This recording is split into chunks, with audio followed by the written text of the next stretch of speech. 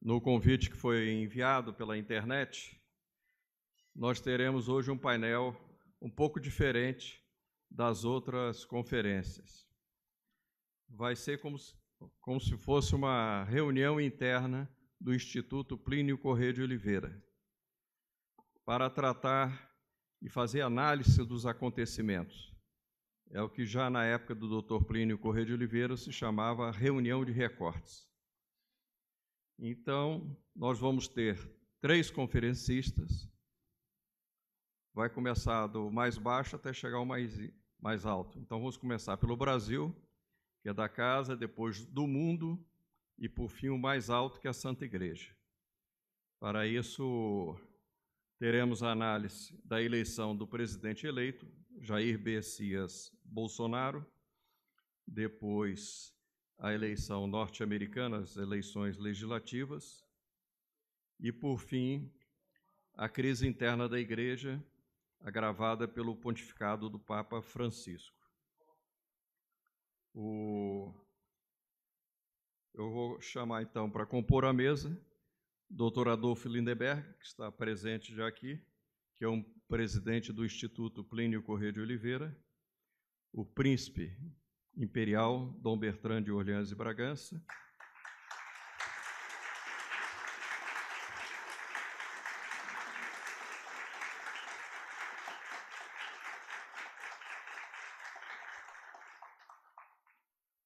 o Dr. Caio Vidigal Xavier da Silveira, também diretor do Instituto e presidente da TFP francesa.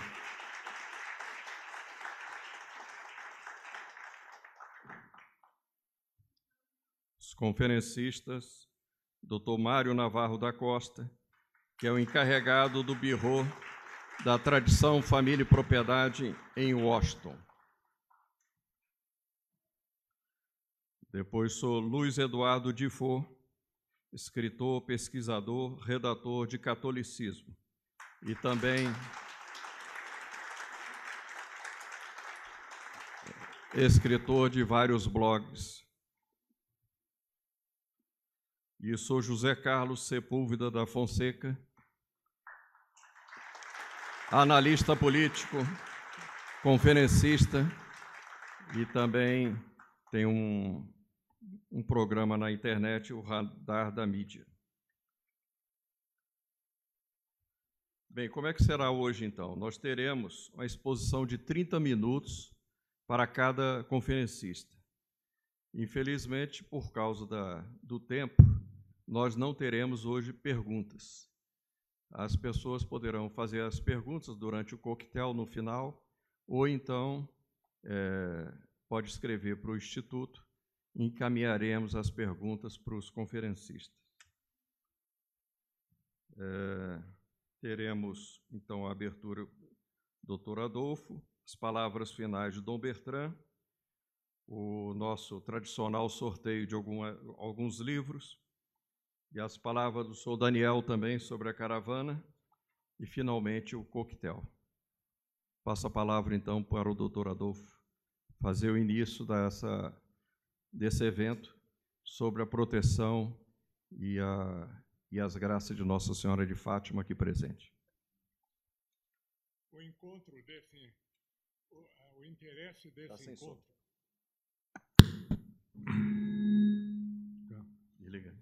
O interesse desse encontro com amigos, seguidores e simpatizantes do Dr. Plínio Corrêa de Oliveira, patrono desse instituto, não se limita apenas às exposições a serem feitas pelo senhor Mário Navarro, José Carlos Sepúlveda e Luiz Dufour, já conhecidos por todos aqui presentes pelas conferências feitas nesse auditório, mas que constitui uma esplêndida oportunidade para mostrar ao vivo como devemos relacionar tudo, fatos, novidades, tendências, acontecimentos,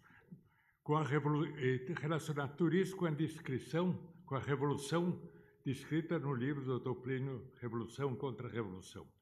Tudo que acontece no mundo está relacionado com isso. E interessa na medida que está relacionado com isso. Se não estiver relacionado de modo algum, são problemas que não nos interessam.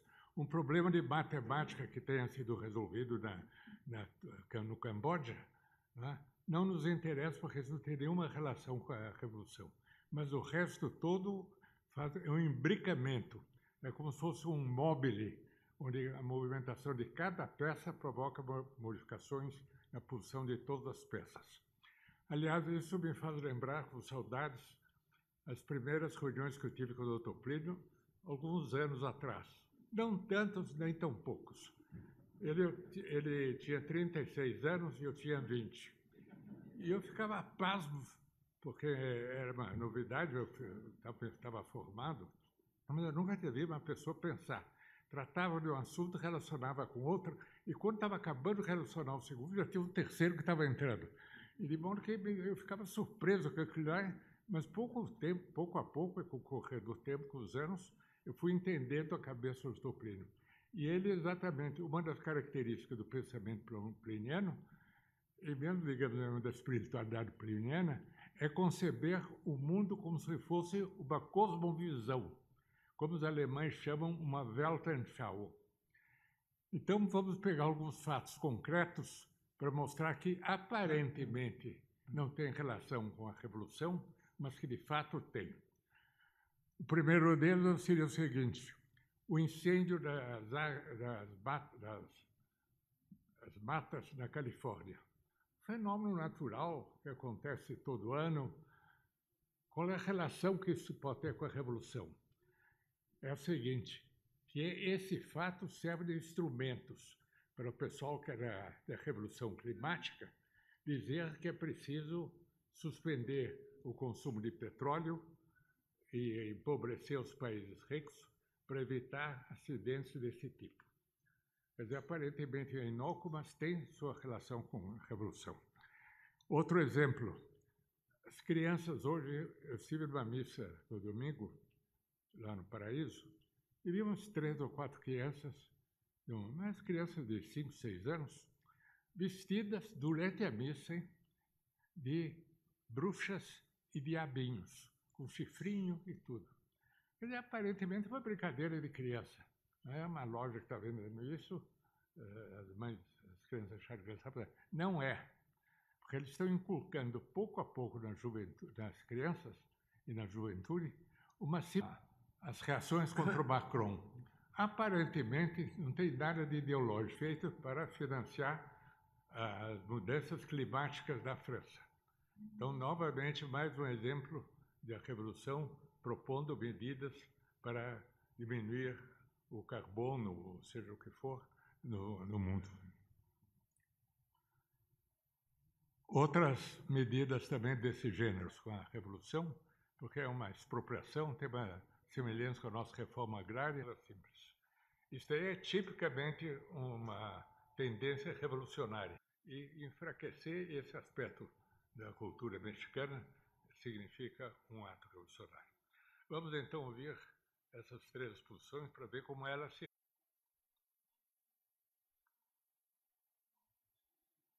Bolsonaro.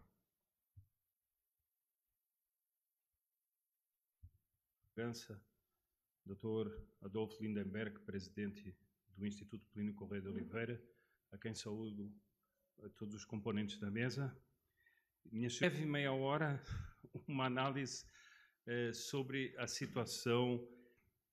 Queria advertir desde o início dessa todos os critérios, todas as análises, todos os princípios de análise, é a partir dos escritos dele, a partir das reuniões dele, que eu fiz essa composição aqui.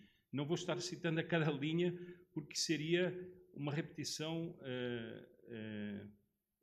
desnecessária. Então, queria advertir logo desde o início esse ponto. Eu começo com uma pergunta.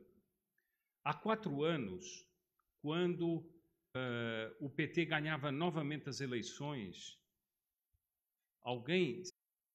houve quem previsse há 30 anos. Houve quem dissesse a metáfora. Imaginem, às vezes há certos filmes que fazem isso, que começam por focalizar já passou muito tempo, está sujo, as cores estão meio esmaecidas, E ali há vários elementos, há elementos da natureza, há pessoas, há tudo. E à medida que a câmera vai se fechando sobre aquele quadro, a um certo momento, tudo ganha. E aquilo que era um quadro estático ganha vida e passa a mover-se. Portanto, eu não vou tratar tanto, estritamente, da eleição, mas vou tratar do quadro que se desenrolou, que Dr. Plínio dava num dos seus livros, é o seguinte: teológicos da política. Não só da política, mas da guerra. Não só da guerra e da política, mas do futuro dos povos. Os jornais falam de tric-tracs políticos, às vezes muito baixos. Os jornais ocultam muita coisa. É curioso pensar o seguinte: houve uma onda conservadora que, por exemplo, a Folha noticiava. Será que 2 dias antes eles não tinham visto que havia? E 30 dias antes, e o fenômeno psicológico que estava havendo, mas que era ocultado. Então, toda a minha exposição vai ser baseada na questão psicológica, psicopolítica. O que é? Eu falei de 4 anos atrás. Permitam-me que muitos analistas dizem que nós estamos vivendo a crise da Nova República. A Nova República nasceu da abertura. A Nova República é essa fase que desde o fim do regime militar o Brasil vive. E isso é um fato concreto. Muitos analistas dizem: nós estamos vivendo a crise da Nova República. A República é assim, né? Ela é nova e 30 anos depois ela já é velha e está morrendo. Bom, o Dr. Plínio diz o seguinte, que o povo brasileiro é um povo de temperamento ameno, afetivo e cordato. É um povo que tem como nota a confiança em Deus. Afinal de contas, é o único povo no mundo que diz que Deus é do seu povo. Qual é o povo que diz? Só os brasileiros dizem Deus é brasileiro. Nenhum povo tem coragem de dizer que Deus é do seu povo, mas os brasileiros dizem. E o Dr. Plínio diz o seguinte: isso mostra uma predisposição para enfrentar todas as crises sem rixas, sem convulsões e tentar, digamos, virar-se. O jeitinho, o famoso jeitinho, dar um jeitinho para todas as coisas. E é a certeza de que tudo se arranjará no final. Bom, com essa mentalidade, o brasileiro cuida muito preponderantemente de si e da sua família. E ele tem um olhar um tanto desinteressado sobre a política e os políticos, porque, além do mais, ele percebe que aquilo tem algo de farsa. Então, ele se preocupa mais com as suas coisas, com a sua vida privada. Por outro lado, nós temos uma minoria ruidosa, que são os publicitários, são os políticos, são os jornalistas, são os artistas de vanguarda e que ficam buzinando sobre o povo e sobre essa grande maioria, as máquinas da propaganda. E que às vezes têm a ilusão de que influenciam essa grande maioria da população. Durante estes 30 anos, nós tivemos um processo político caracterizado fundamentalmente por quê? Pela incoerência. Eu vou dar alguns pontos rapidamente. Nós tivemos um processo político marcado pela incoerência e estes últimos 4 anos são o final dessa incoerência. A incoerência era o seguinte: nós tínhamos a abertura. Qual era o clima da abertura? Não, todo mundo pode falar, todo mundo pode dizer, todo mundo pode pensar o que quiser, há liberdade para tudo, para fazer tudo, etc. Mas a um certo momento, a esquerda apresentou-se como a campeã da ordem da lei, ela que tinha sido subversiva, ela se apresentou como a campeã da ordem da lei e começa a voltar à abertura contra aqueles que tinham combatido o comunismo. Nós temos o fenómeno do anticomunismo. Essa já foi uma das incoerências da abertura. Todo mundo era convidado a falar, mas a mídia exercia um papel de hegemonia e não dava espaço para ninguém. Esse ponto é muito importante, porque as redes sociais vão transformar esse quadro. Nós tínhamos um pensamento homogeneizado pela mídia. E eles eram, quando a pessoa conseguia alguma coisa, era uma carta que era escrita num jornal e era publicada no jornal. Era isso que ele conseguia. Bom, isso foi fazendo com que os melhores anelos das almas das pessoas, os melhores desejos, as esperanças de um Brasil diferente, os desejos legítimos de mudanças econômicas, sociais, políticas, etc., as melhores aspirações das pessoas fossem sendo amarfanhadas e abafadas. E essas pessoas vegetavam na democracia. E a democracia era representada por eleições. Então, a única coisa que tinha eram as eleições, que também era uma máquina de fazer políticos, ou seja, era uma máquina oficial que elegia quem eles queriam. Carlos de Laet, o famoso polemista, dizia que a República, não tendo popularidade, ela afastou o povo e dispensou o povo e montou um sistema eleitoral em que os caciques políticos elegiam quem eles queriam. Bom, isso fez com que muita gente fosse se recolhendo na sua própria intimidade e dessa ilusão de que essas pessoas eram marcadas pelo desinteresse, mas elas não eram. Elas eram excluídas e postas à parte da sociedade. Nós tínhamos, então, a monotonia da política e tivemos a atonia das pessoas, uma espécie de letargo das pessoas diante da política. Bom, para coroar esse processo de abertura veio o quê? A Constituinte. A Constituinte é apresentada como o ápice da abertura. E o que é a Constituinte? Mais uma vez, o fenômeno político mais inautêntico possível. Dr. Plínio escreveu um livro famoso chamado Projeto de Constituição Angustia o País, que foi difundido aos milhares, autêntico, fraudulento, e que encaminha o país para um... Mas depois de eleita a Constituinte, uma minoria esquerdista assume os...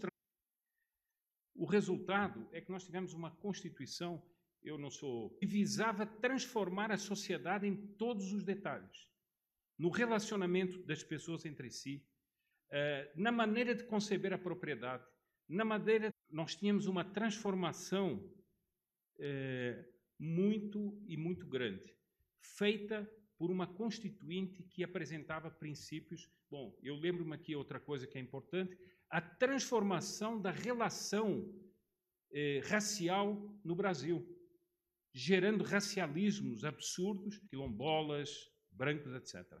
Tudo isso foi programado nessa Constituição. Elas não participavam desse projeto político. Nós passámos a ter uma coisa que o Dr. Plínio chama dos flagelados de alma. Ele disse, nós somos tão materialistas que só pensamos nos flagelos do corpo. A nossa sociedade só pensa nisso. Por exemplo, há um grande desastre natural, não ter nenhuma doença. Uma pessoa pode não ter nenhuma marca de um maltrato no corpo, mas ela tem a sua alma flagelada. E qual é? Ela percebe que por artifícios pedagógicos, propagandísticos, trabalhos de manipulação da linguagem, ela não consegue se exprimir. Ela está em desacordo com uma desordem de coisas, mas ela não sabe. Isso era uma retrógrada. E ela é a mãe daquele filho. Então, isso, estes dias, o Mais Médicos, nós vimos implantar-se no Brasil, foram vendidos por Cuba ao Brasil. O governo do PT pagava escravos para trabalharem aqui, o dinheiro ia para o governo cubano. Mas, há 2 dias atrás, foi revelado pela revista Cruzoé que 4 médicos cubanos que estão processando a OPAS, a famosa Organização Pan-Americana da Saúde, estão processando nos Estados Unidos e apresentaram documentos nos Estados Unidos mostrando o seguinte: receberam treinamento militar e tinham ordem de Cuba para se reagrupar em unidades militares para defender o governo do PT. E isso aconteceu. O governo do PT fez isso. Todas as pessoas estavam diante disso, mas quando a pessoa diz assim, mas isso aqui é um absurdo, fica emaranhado. E isso gera, segundo o Dr. Plínio, um estado que é o flagelo de alma. Não é uma situação que se pode instaurar impunemente. E a população, à medida que ela avança sobre essas coisas da lei natural, dos direitos morais, tudo isso, o que é que vai acontecer? O Brasil vai se sentir frustrado. Nós assistimos a isso, nós vimos as pessoas que eram apáticas, entre aspas. Quanto mais a política for caminhando de profundidade, e este último irá despertando em cada região do velho letargo. Nós vimos isso. Eu estive agora acompanhando o príncipe Dom Bertrand no Maranhão, no Ceará, etc. Eu ouvi relatos de pessoas que diziam, há um ano eu despertei. Eu ouvi de uma pessoa em Minas, eu olhei para dentro de mim mesma e percebi, eu sou uma conservadora. Eu ouvi de um jovem em Minas que estava num jantar com Dom Bertrand, eu sinto-me sendo desligado da Matrix, porque eu vejo que tudo que estava à minha volta é uma falsidade. Agora, isso o Dr. Plínio diz ainda nesse livro o seguinte, que vai se estabelecer no Brasil um divórcio entre o país legal e o país real. Por quê? Porque a realidade legal do Brasil não irão de dentro do Estado e passarão a criar uma coisa à parte, uma realidade à parte. Eu vejo muitas vezes, numa interpretação falseada, e eu vi um artigo de um jornalista, de um analista português que diz o seguinte, bom, a primeira coisa que nós temos de convencer é o seguinte, nós, a elite intelectual de artistas, jornalistas e outros, temos que nos convencer o seguinte, ninguém liga mais para nós, ninguém. Nós falamos, ninguém liga para nós. Nós fazemos hashtags, ninguém liga para nós. Nós fazemos manifestos, tanto o Trump como o Bolsonaro não foram candidatos, que é uma grande novidade. Em matéria de psicopolítica, isso é uma grande novidade. Bem, por isso é que eu digo que o Congresso, todo mundo dizia que o Congresso ia ser mais ou menos o mesmo Congresso das outras vezes. Ora, não foi. Elegiam-se. Então, o que é que as pessoas estavam à procura? As pessoas estavam à procura diretamente de alguém que os representasse ideias. Elas tinham despertado do seu letargo. Elas querem um Brasil assim, elas querem um Brasil desse modo, etc. Bom, grandes caciques políticos foram derrubados. Grandes caciques políticos da máquina partidária, das máquinas partidárias, foram derrubados. Mas as máquinas de propaganda eleitoral foram humilhadas. Humilhadas. Todos os analistas diziam o seguinte, não, quando começar a propaganda oficial, a televisão, o rádio, não sei quantos, isso tudo vai mudar. Não, não mudou. Eles é que mudaram e foram parar no... O candidato que mais tempo tinha televisão teve 4,5% dos votos. Não se esqueçam disso. Isso é uma humilhação total. Bom, então houve uma transformação profunda. Mas vejam bem que isso é o que estava dito aqui, um despertar do letargo. As pessoas deixaram de se manipular. Mas há outra coisa muito importante. Duas coisas mais importantes. Eu tinha falado no início sobre o monopólio dos mass media, dos órgãos da imprensa que eram hegemônicos. É por isso que grandes especialistas chamam a mídia de quarto poder. Nós temos os 3 poderes do Estado e temos o quarto poder, que é a mídia. Como dizia o Dr. Plínio, macrocapitalismo publicitário, que no fundo comanda os outros 3 poderes, porque eles manipulam a opinião pública sobre os outros 3 poderes. O que é que aconteceu com o quarto poder? Ele foi desprezado. ele foi ridicularizado, ele foi posto numa situação de humilhação diante desse público que não acredita mais nele. Isso é também uma inversão tremenda. Mas, num dos livros que escreveu o Dr. Plínio, é um livro sobre as SEBs, o Dr. Plínio tem um capítulo sobre o quinto poder. E quem é o quinto poder? É a CNBB. Ele diz o seguinte: sendo o povo brasileiro um povo profundamente cristão e profundamente religioso, e também, em boa medida, em grande medida católico, só a CNBB e só a autoridade eclesiástica teria poder de levar essas pessoas para um caminho de esquerda, por causa da própria autoridade que a Igreja tem. Mas isso deve-se, em grande medida, a todas as campanhas e todos os trabalhos que o Dr. Plínio fez ao longo das décadas. Essa máquina foi perdendo seu prestígio diante dos católicos. E nós assistimos, nessa eleição, a um fato impressionante. Todos os bispos que escreveram cartas para os seus fiéis pedindo votos no Haddad, todos, em todas as dioceses, o Haddad foi derrotado. Não é que foi derrotado em uma ou duas, não, em todas ele foi derrotado.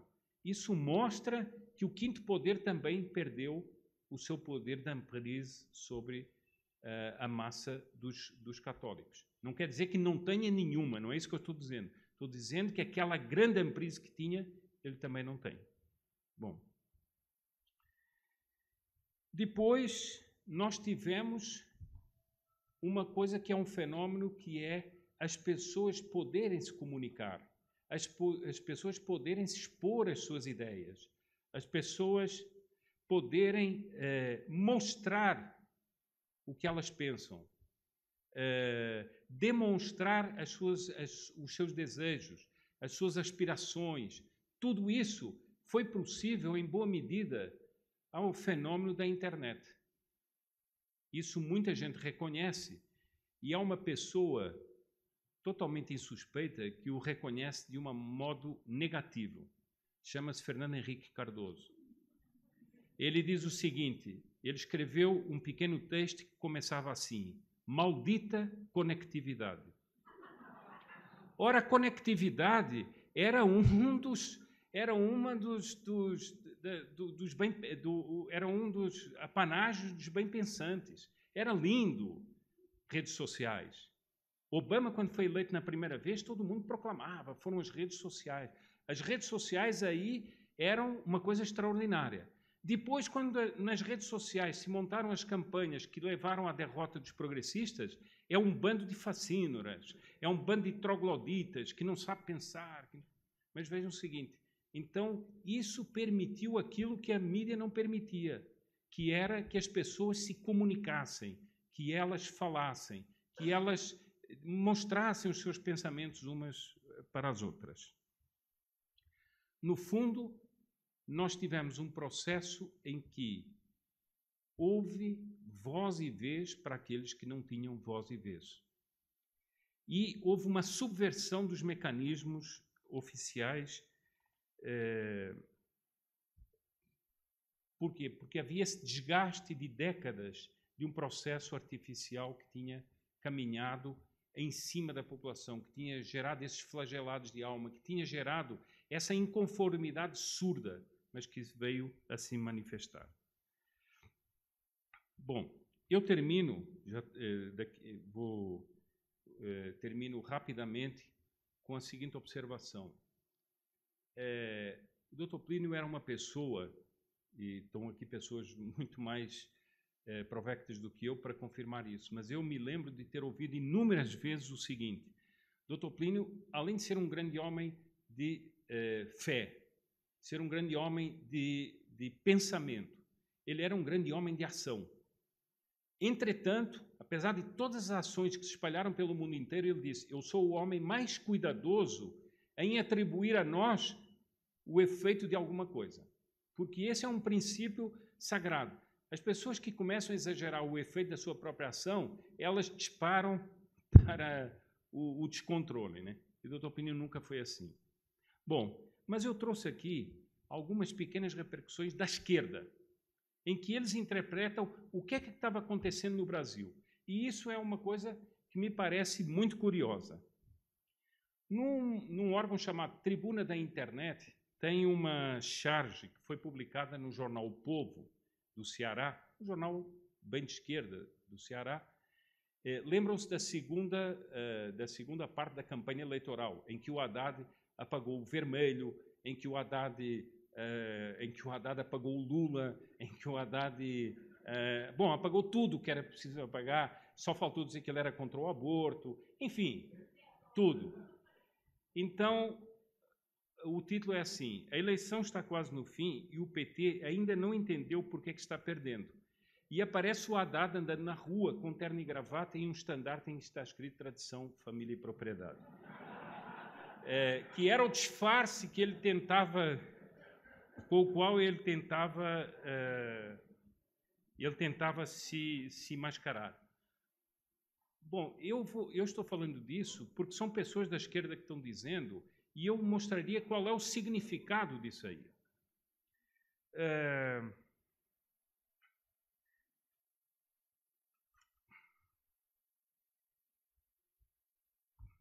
Aquele diretor de teatro, José Celso Martínez, deu uma entrevista à 0 Hora, né, no camarim do Teatro SESI, porque ele tinha lançado uma peça que tinha sido um fracasso. Então eles perguntam, mas o que é que aconteceu? Diz ele, é que se desencadeou no país essa onda de defesa da tradição, família e propriedade e Deus. Bom, o que é que isso quer dizer? São pessoas que são insuspeitas que dizem isso. Bom, depois...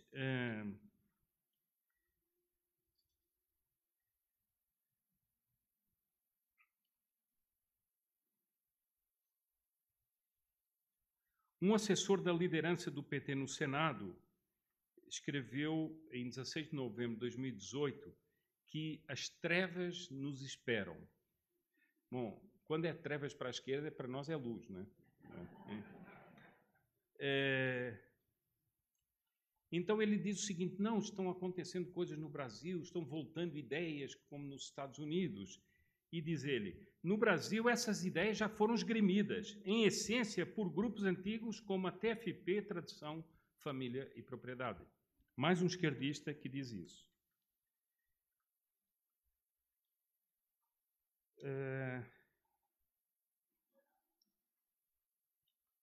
Um diretor de redação da revista Super Interessante afirmou, num artigo que ele escreveu, que Bolsonaro seria um líder que emergiu justamente do caldo tradição, família e propriedade que o gerou. E que o Brasil é conservador e cheio de fobia por qualquer coisa que não faça parte do tripé tradição, família e propriedade.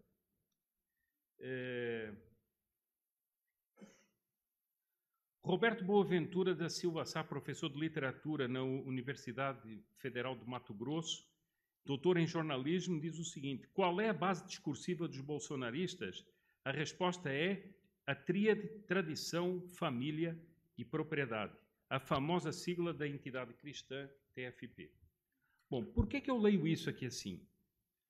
Para mostrar o seguinte, que quando o Dr. Plínio atuou, quando ele criou a tradição, família e propriedade da TFP, ele foi reforçar 3 valores básicos que sustentavam a sociedade, a civilização cristã. Ele diz o seguinte, que muitas pessoas, e hoje se vê isso por aí, muitas pessoas falam, não, a sociedade está dividida em conservadores, liberais, etc. Não, a divisão é muito mais profunda. A divisão é o seguinte, é uma civilização que caminha de uma cristandade plena, que foi a Idade Média, e caminha para um contrário dessa cristandade através de leis, através de governos, através de transformações sociais, políticas, económicas, etc. Mas, na cabeça de muitos, ainda existem vestígios resquícios desses valores medievais, que são consubstanciados exatamente em tradição, família e propriedade. E o papel que o Dr. Plínio queria é que a TFP se tornasse um polo de pensamento que reforçasse todos esses valores. Ao fim de todos esses anos, essa gente da esquerda está dizendo o seguinte, que o fenômeno que aconteceu no Brasil são esses valores, tradição, família e propriedade. Não sei se percebem a profundidade disso. Então, isso levanta uma última pergunta, porque nós também não podemos ficar só em considerações teóricas. Nós estamos diante de uma realidade política que mudou. Houve a eleição do presidente Jair Bolsonaro, nós estamos assistindo à constituição do governo e o que é que nós dizemos sobre isso? É evidente que há muitos indícios de mudanças auspiciosas. Por exemplo, do Brasil, que é com os Estados Unidos. Isso não quer dizer, como o Dr. Plínio nunca defendeu, uma submissão verdadeira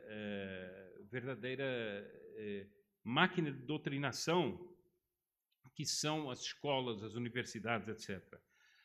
E família que diz que vai combater o aborto, importantes, como também valorização da propriedade, uma limpeza nos órgãos públicos. O que é que isso almeja? Que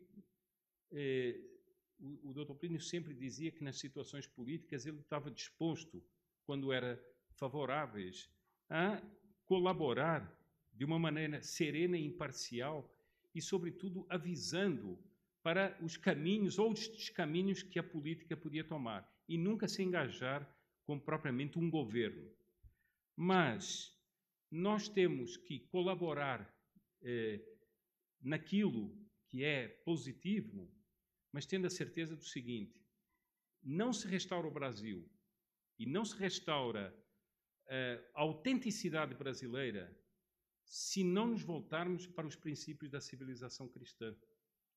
Porque se nós analisarmos, e eu dou aqui a última consideração, se nós analisarmos todo esse fenômeno psicológico que houve no Brasil, nós não podemos deixar de considerar o seguinte: dentro desse fenômeno gigantesco, houve ilhas de resistência forte.